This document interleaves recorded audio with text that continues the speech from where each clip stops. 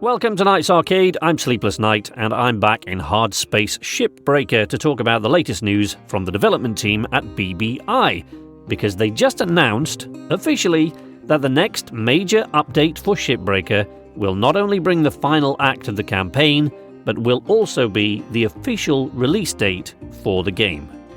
Yes, after almost 2 years in early access, Hardspace Shipbreaker will finally be released into the wild to be consumed by the host of would-be cutters who have waited patiently in the wings since 2020.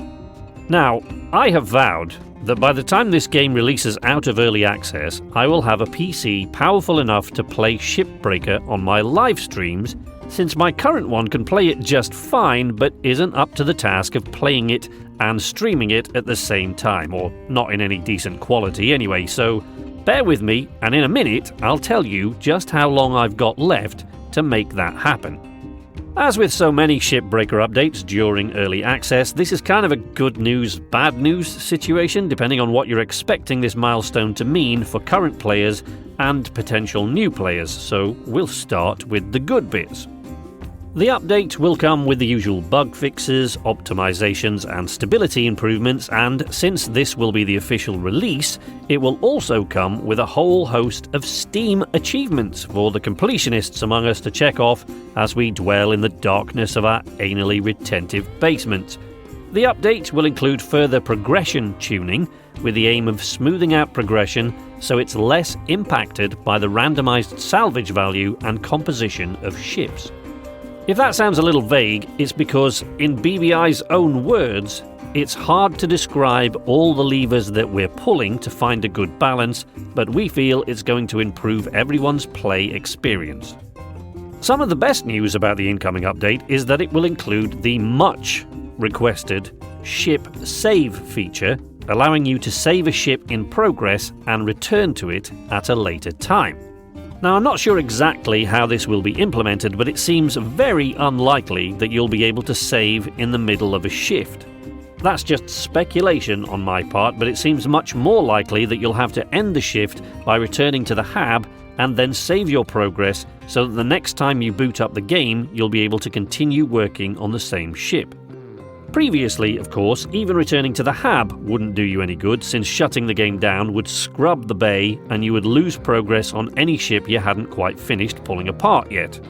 Shifts, as players know, are 15 minutes long, but most of the bigger or more hazardous ships take more than one shift to tear down, so cutting a larger ship could be problematic if you had only 20 minutes to play the game, or if you suddenly had to rush out to the vet because your pet fruit fly had toppled off its perch and bumped its little head on an especially sharp slice of banana.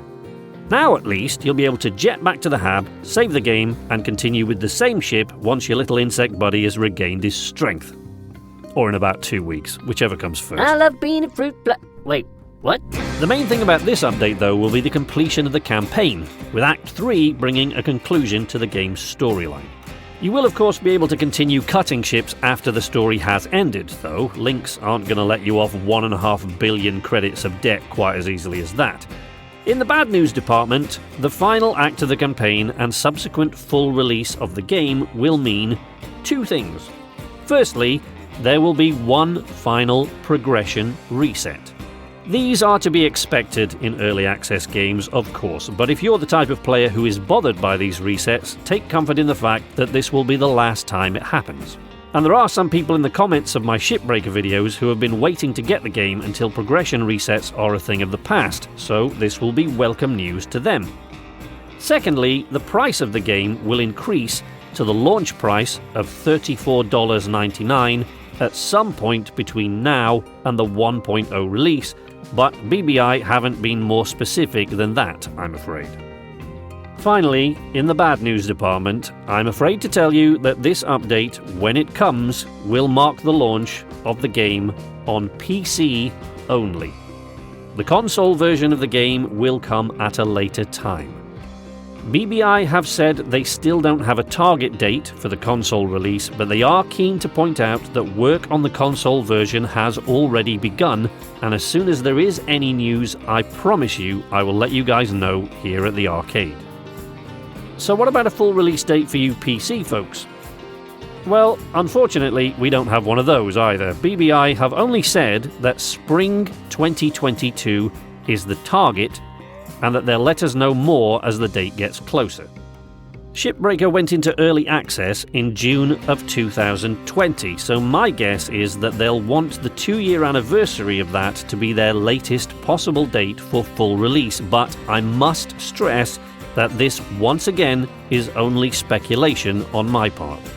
As soon as I have any other information, I will let you guys know, but since it seems like the sand is quickly running out on my deadline for a more powerful PC, I'm off to see how many of my organs I can sell without becoming permanently inoperative. In the meantime, you can keep up with comings and goings here at the arcade by following me on Twitter, catching one of my Saturday live streams, or joining my lovely community in the Knights Arcade Discord server, the links to all of which can be found in the video description or on the Knights Arcade channel header.